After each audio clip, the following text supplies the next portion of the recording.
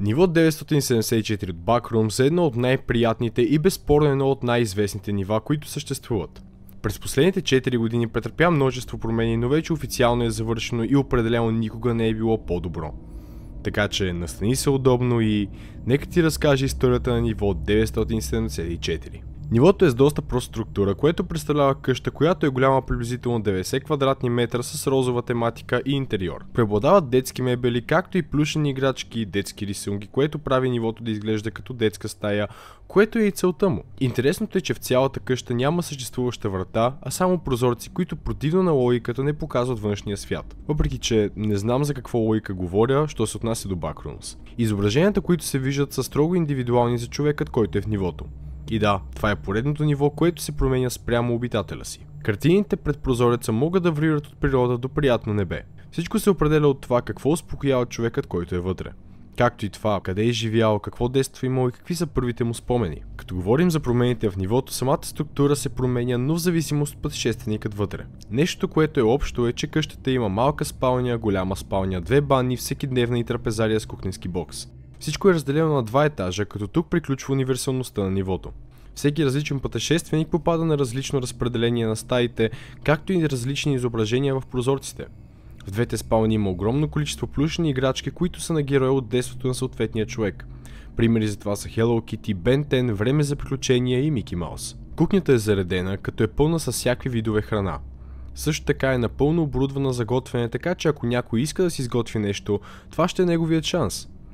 Интересното е, че след като се вземе нещо за да се изяде, по мистериозен начин след време всичко се връща на мястото си. В хладилника има свежи плодове и зеленчуци, по рафтовете има голяма разновидност от консерви и различни храни, в шкафчетата има различни снаксове и напитки. Потвърдено е, че всичко в нивото е годно за консумация. Ябълката, която ще изядеш, няма да е мухлясала, водата, която пиеш, няма да е с отрова в нея. Интересното е, че от време на време се появяват ястия, които пътешественикът е ял в детството си. Определено, ако българин влезе, би заварил мляко с ориз, кекс, макарони на фурна, все такива вкусоти, които ще те връщат в детството. Колкото повече стоиш в нивото, толкова повече качествената храна ще намалява и ще се замества с закусчици, чипсове, вафли и други вкусоти, които колкото и да са хубави, не предоставят всички хранителни вещества за оцеляването ти. Стига се до там, че може цялата храна да стане на захарен памук с сироп, което определено не е най-доброто нещо, което можеш да консумираш, особено ако това е единственият източник на хранителни вещества. Но това не е единственото нещо, което ще попречи оставянето ти там задълго. Всички стени са бъдисни в така известния Baker Miller Pink, който според изследванията има успокояващ ефект, но за кратко време. В това ниво продължителното излагане на този цвят предизвиква безпокойство и те кара да полудееш. Както виждаш, доста голяма роля играе детството ти при попадането в нивото.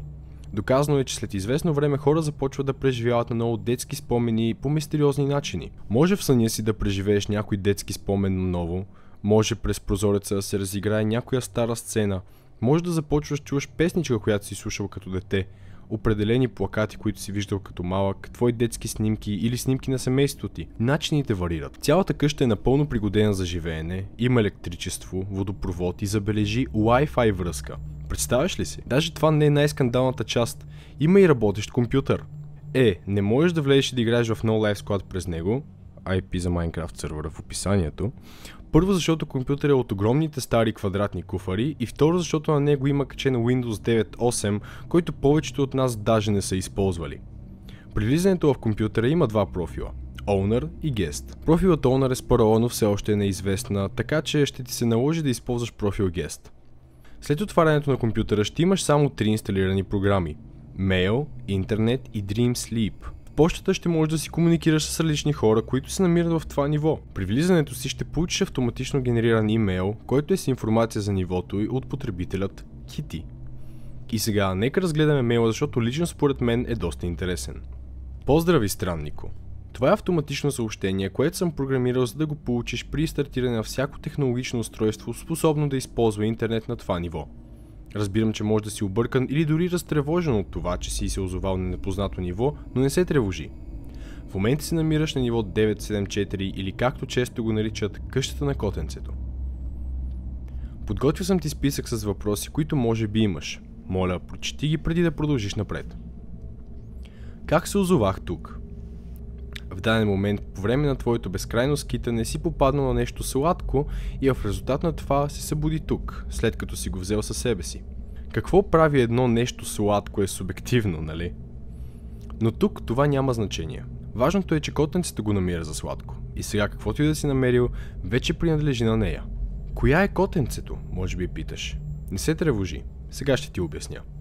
Не се паникьосвай. Котенцето може да е същество, но не е обикновено същество. Вместо да те погълне или убие, тя просто иска да те наблюдава и да приема поднасянето на дара, който несъзнателно си донесъл. Котенцето е онази сянка, която те дебне по коридорите. Тя е онова тъмно присъствие в периферията на зрението ти, което те наблюдава докато спиш. И тя е новата ти приятелка, която ще те остави да останеш колкото пожелаеш. Но не забравяй, ти си неин гост. А гостоприемният ти домакин трябва да бъде третиран с най-голямо уважение. Уважавай котенцето и дома й. Почиствай си нещата и се опитвай да не крещиш прекалено силно, когато се прокрадне зад теб. Какво прави котенцето? Освен че те наблюдава и понякога презарежда хладилника и шкафовете, в момента не е известно какво друго може да прави или на какво е способна. Как мога да напусна?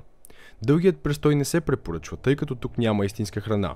В течение на времето, разумът започва да се разпада, а всичката храна се превръща в сладки неща, които не могат да поддържат тялото ти. Както беше споменато по-рано, ако искаш да напуснеш, трябва да дадеш на котенцето сладкият предмет, който си донесъл със себе си. Просто го дръж пред себе си и я извикай. Ела, котенце, котенце, котенце. Ела, котенце, котенце, котенце. Тя ще вземе поднесеното. Следващия път, когато заспиш, ще се събудиш на друго място, също толкова безопасно. Доста яко, а? Буквално това съобщение обезмисля целия ми YouTube канал. Бакрумовете започнаха сами да обясняват за себе си. Представяш ли си? Но нека поговорим за другите неща, които не са обяснени в този имейл. Второто приложение в компютъра е интернет, който за съжаление не е това, което си мислиш. Повечето съдържание там е редактирано. Някои сайтове са блокирани, както и има страници, които са написани на странен неразбираем език. Нещо като Minecraft Enchanting Table езикът. Но някак си не мога да се оплача, въпреки че щеше да е много яко, когато попаднеш там, да си отвориш Cheesy Phantom Horror за пълен наръчник за всички нива в Backrooms, но няма пълно щастие. Също така не можеш да теглиш или инсталираш нови програми на компютъра, защото за всяко такова действие иска парола за аккаунт Owner, която, както вече казах, все още е неизвестна. Но пък за сметка на това, в различните сайтове и линкове можеш да намериш полезна информация за нивата и съществата в задните стаи. Третото приложение мисля, че е най-интересното, защото след отварянето му се появява loading screen като на игра. Зарежда се няколко минути и след това изписва твоите сънища са заредени. Заспи за начало. По време на съня ти ще влезеш в поднивото 974.1, което по разкази на очевидци е много по-странно от базовото ниво. Други не се събуждат за да разкажат. И също така, още един малък sneak peek. Може да срещнете съществото Owner в поднивото. Но това е тема за съвсем друго видео. Даже, знаеш ли какво? Ако съберем 1000 лайка, ще направя видео за 974.1, така че ако искаш да разбереш повече за него, смъжи този лайк бутон. В нивото няма никакви същества, които могат да те нападнат. Нито смайлери, нито хрътки, нито скинуокъри, нищо. Единственото същество там е котенцето, което мисля, че е до болка позната на целия интернет.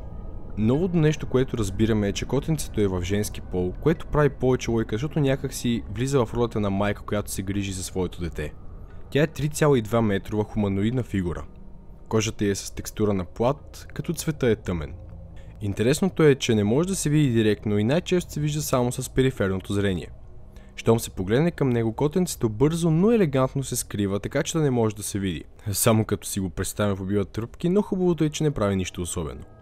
Въпреки че в някои други нива знаем, че котенцето напада и буквално разкъсва злонамерените същества, което означава, че е страшно силно, навсякъде то е изключително дружелюбно към хората. Както пише в мейла, то просто обича да наблюдава.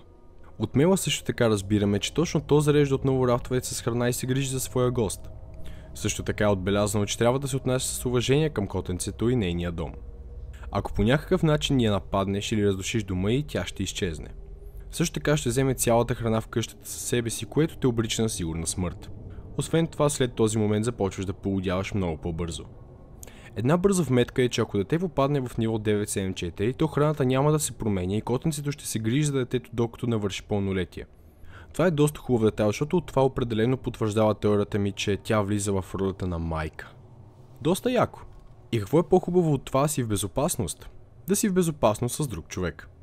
Както вече разбра, трябва да намериш сладък предмет в задните стаи, за да отидеш там, но за да отидеш с приятел, трябва да и двамата да държите част от сладкия предмет. След заспиване имате малък шанс да попаднете в една и съща къща. Все пак, ако не попаднете, може да си пращате имейли през компютрите. Както вече беше споменато, може да излезеш от нивото, като подадеш предмета, който си намерил преди влизането си на котенцето и след това го извикаш. След това веднага ще заспиш и когато се събудиш, ще се озовеш на друго безопасно ниво.